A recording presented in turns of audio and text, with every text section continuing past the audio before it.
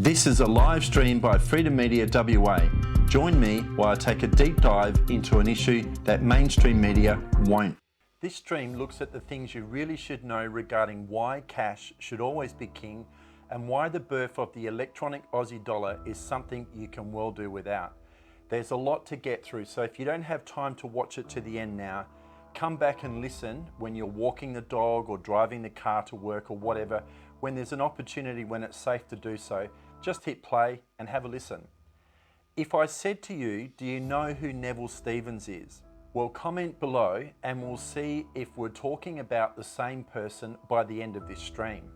Neville Stevens, or Nifty Nev as I might say from time to time in this stream, Neville Robert Stevens was awarded an Order of Australia in January 2003, a medal awarded to individuals for distinguished service of a high degree to Australia or to humanity at large.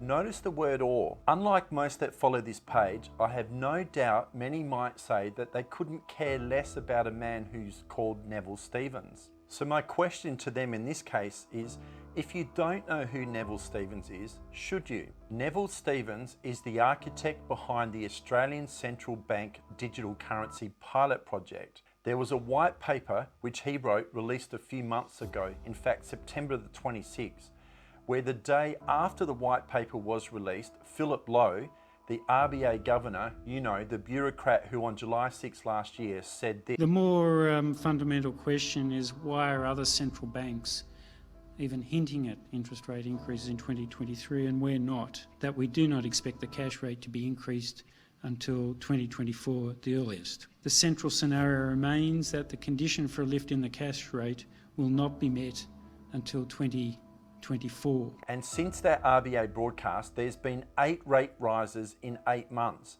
But it's okay, because he's a man who can say sorry. I'm sorry that people listened to what we'd said and acted on that and now find themselves in a position they don't want to be in. But I know this is difficult at the moment. It's going to be difficult for the next year or so until inflation comes down. People have jobs, kids have opportunity, household income's rising. That's what I would say to people who don't like me and my job. Even if the top of his head falls off from smiling while saying sorry. As you will soon see, there is more in common between the CBDC project and the RBA, so much so, it's that close a match to Neville Stevens and Philip Lowe sharing the same portrait pose. September the 27th this year, the RBA announced that it would mint and issue a pilot central bank digital currency, CBDC, to be known as the Electronic Australian Dollar, or the eAUD. Philip Lowe announced the project is part of a collaborative research project with a company called Digital Finance Cooperative Research Centre, or the DFCRC. To complete the link, in case you haven't guessed by now, Neville Stevens is the chairman and the non-executive director of Digital Finance CRC. This partnership or collaboration of the project for the eAUD dollar came with a $60 million practically silent grant of your money by the federal government. That's silent to the extent, ask yourself this, how many politicians have been on mainstream media of late telling you, the public, they are spending your money on an electronic Aussie dollar project? Instead, they have been busy on their feet in Parliament talking about the atrocities occurring and backslapping each other as to who gave the best speech on the fight for freedom and democracy in Ukraine. Parliament is honoured by your presence here with us and your address. So let me conclude with the words that resound amongst democratic and freedom-loving peoples the world over. Slava Ukraina.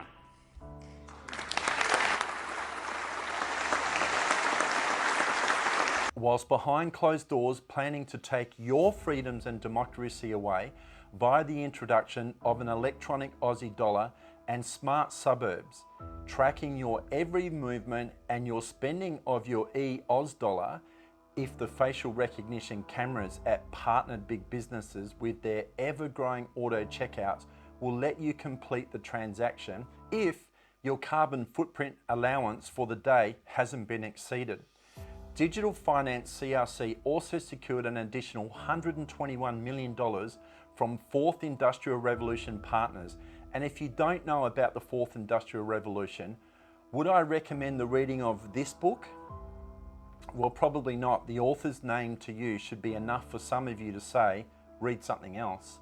So moving on, back to who the partners are. They include the RBA, the Reserve Bank of Australia, all four of the big banks and Origin Energy, to name but a few. Now, some other information on the pilot project. The opportunity for those partnering wanting to participate has passed as the expressions of interest closed October 31st this year.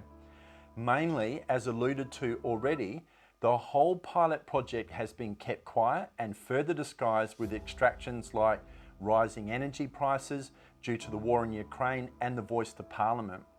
It's the classic sleight of hand trick performed at Christmas when most are busy enjoying time off with their family and friends. January the 1st won't just be about maybe nursing hangovers and making resolutions that will be lucky to survive Easter.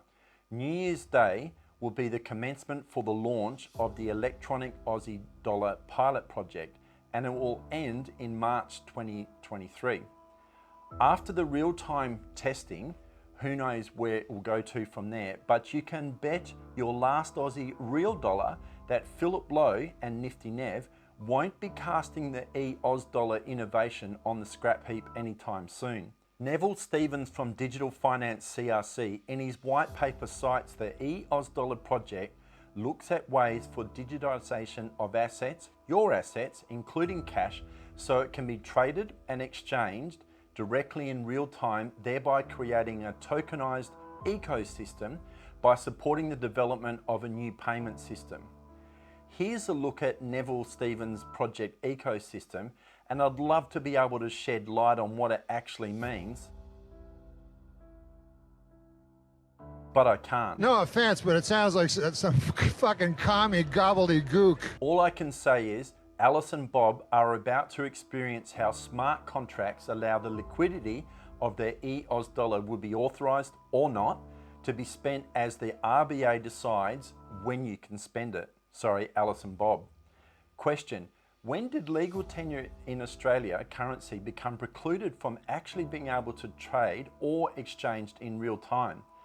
Does cash not give all of this right now? Further, I'm really struggling to see how an eAUD dollar actually adds the same or more value, as they allege, as opposed to physical cash. Recently, I saw a post on Facebook by a Brisbane woman that made this point perfectly. How cash remains the same value regardless of how many times it's used. And I'm going to briefly take you through her post, and it went like this. Fiona Edmonds starts off her post by stating why people should always use and pay cash instead. Fiona says that she has a $50 banknote, not unlike this one, in her pocket, and if she goes to a restaurant and pays for dinner with it, the restaurant owner then uses the $50 note to pay for their laundry. The laundry owner then uses the $50 note to go to the barber's and get a haircut. And after an unlimited number of payments, it will still remain the same $50 value, which it's fulfilled its purpose to everybody who's used it for payment. But if I go to the same restaurant and pay digitally via a card, Fiona's talking about a tap and go here, or you could even use your phone, then the bank fees for the payment charged to the seller could be up to 3% or $1.50. Payments made to the laundry shop owner, the barber shop, and so on and so forth. After 30 transactions, the initial $50 exists, but it will only be worth $5, with the $45 remaining the property of the bank. And that's the end of her post. That's why big business, sponsored via the RBA with the project ecosystem formulated by Nifty Nev at Digital Finance CRC, wants an Oz e-dollar.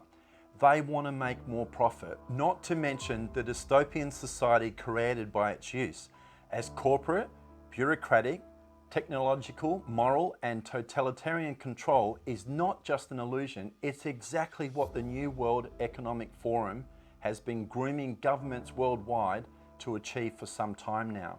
here's more looking at Nifty Neville Stevens, the man with the plan behind the Australian government and the RBA.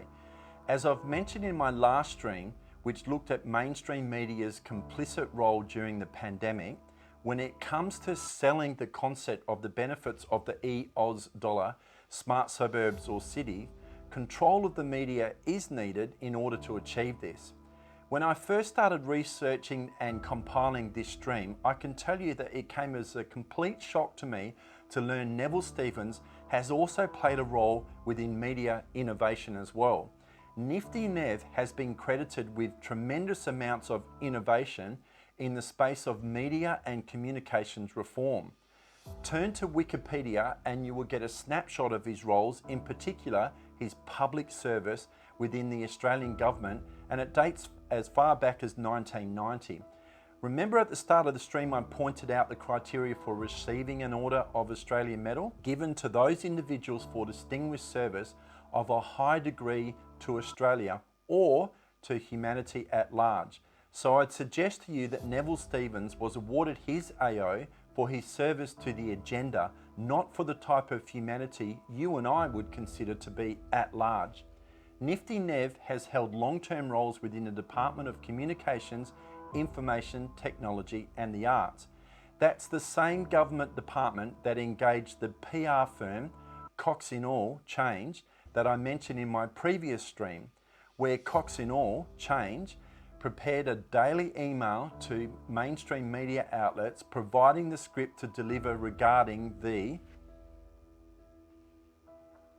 In order for the media to do what it's doing now, it needed much reform. And that reform started with the Broadcasting Services Act 1942. Back in 1992, where Nifty Nev worked hand in hand with none other than Federal Minister for Transportation Communication, as it was known back then at the time, than Kim Beazley. The former West Australian Governor, Kim Beazley, with his Companion of the Order of Australia, a higher medal than Nifty Nev's, for eminent achievement and merit of the highest degree for service, not to the people at large but to Australia. If Kim Beazley AC was really serving humanity at large, he would have been vocal in calling for Australians to commemorate Anzac Day for the people to show up and show their respect in person at the War Memorial to those that gave their lives fighting for freedom and true democracy. But he didn't want the public to be there.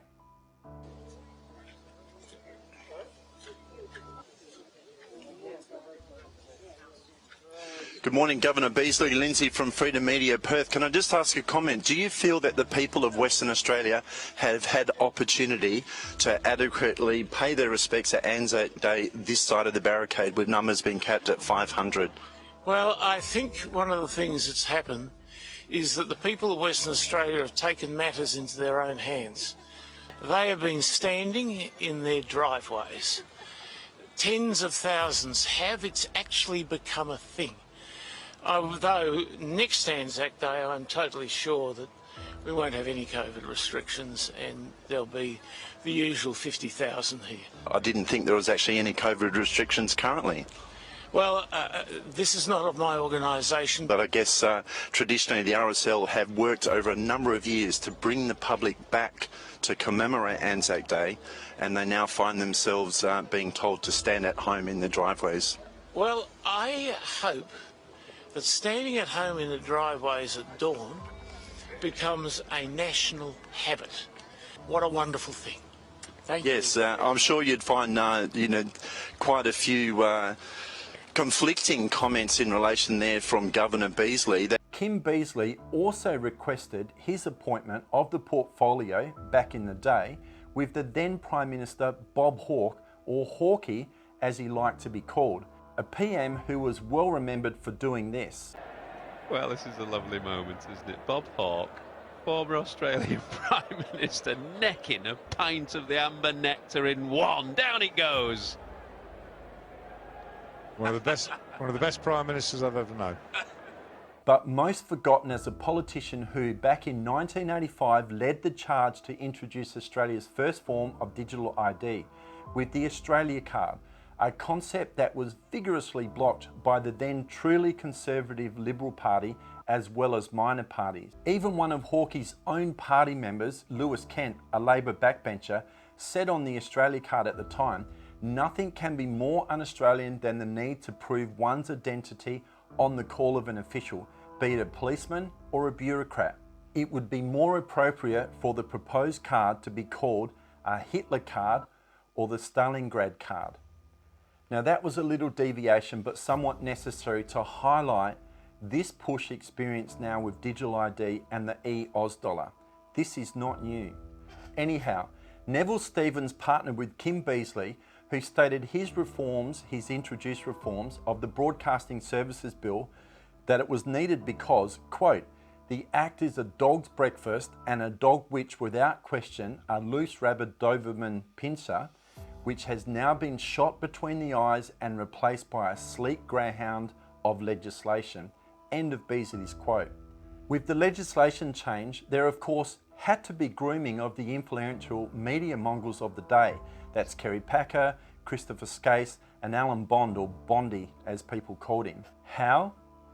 Well, they were all promised rivers of gold, with more significant scope to use communication technology to deliver advertising content, all of course within the regulatory framework drafted by Neville Stevens, pitched within government by Kim Beazley after it was rubber stamped by Bob Hawke.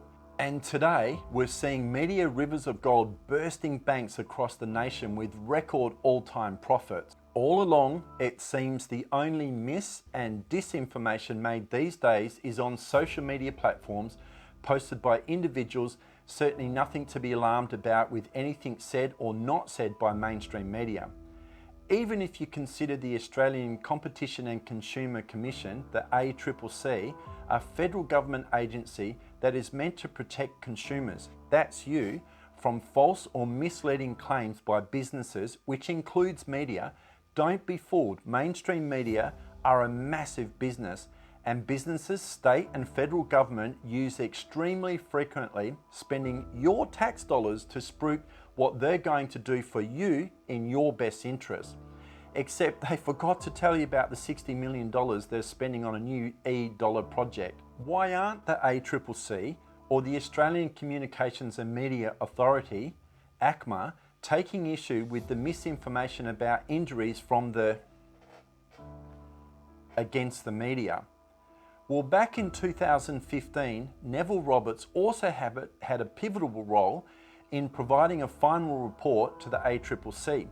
How did Nifty Nev get the ACCC, the purported enforcement and compliance arm of the federal government, to arrive at an amicable investigation outcomes for any complaints made? Staying in the year 2015, Scott Morrison, who was then Treasurer, and of course more recently Prime Minister, the only ever PM to secretly appoint himself power to jointly hold more ministerial portfolios, health, finance, industry, science, energy and resources, treasury and home affairs, with the extra power all signed off again in secret by the Governor-General David Hurley, all without the knowledge of the current ministers.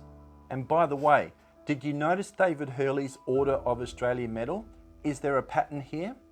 ScoMo engaged Nifty Nev to do a report, and when tabled to the ACCC agreed and adopted the regulatory framework which would allow mainstream media to work in a uniform classification of media content.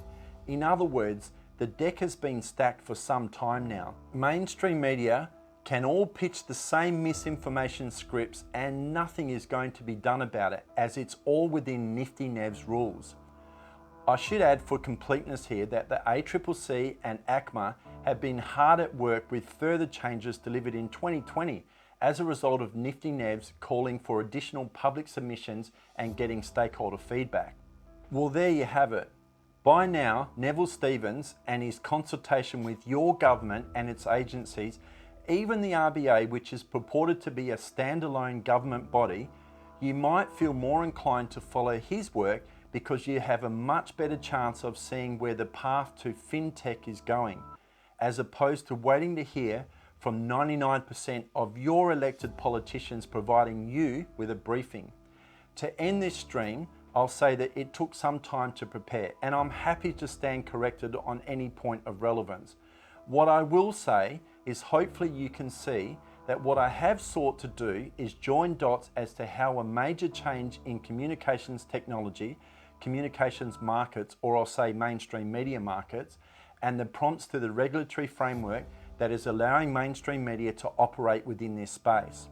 No doubt, mainstream media world has been growing under people's noses in a manner, to quote the old English idiom, they just can't see the forest for the trees. Except this growth has become personal, and it's become more personal as it gets more digital. Mainstream media, at the behest of what appears to be the government of the day, are preying on people's continued self-gratification and enjoyment through personal tracking devices. Your mobile phone for now, facial recognition on an incomprehensible level sooner than the government wants you to know about. Big business wants your metadata so that they can tailor their offerings to you, and it appears that government has now realised with your metadata, it doesn't just reach an audience of millions of Australians, but millions of individuals can be reached fast and they can control it. Have you wondered what's behind the government push to lower the voting age? Any parent would know they are in a battle royale if they take away access to their teenage child's government tracking device, their mobile phone. With the proposed voting age lowered to age 16, then you'll find that there is more people that were being captured within this whole digital world. They don't want their votes. They truly don't. It's not the person that votes that's most important, it's the person that counts the vote. So you can imagine how many more extra votes if the voting age is lowered to 16 that it's going to give the government. If you've made it this far, thank you for watching. If you feel this stream has provided something to think about, then you can most definitely help by sharing it in the hope that it finds its way to someone's feed and shows them what mainstream media aren't regarding digital ID and the digital currency. I'm Lindsay from Freedom Media WA. Thank you to those that have commented and shared, and thank you for watching. Brought to you by Freedom Media WA, where journalism should never be a government narrative.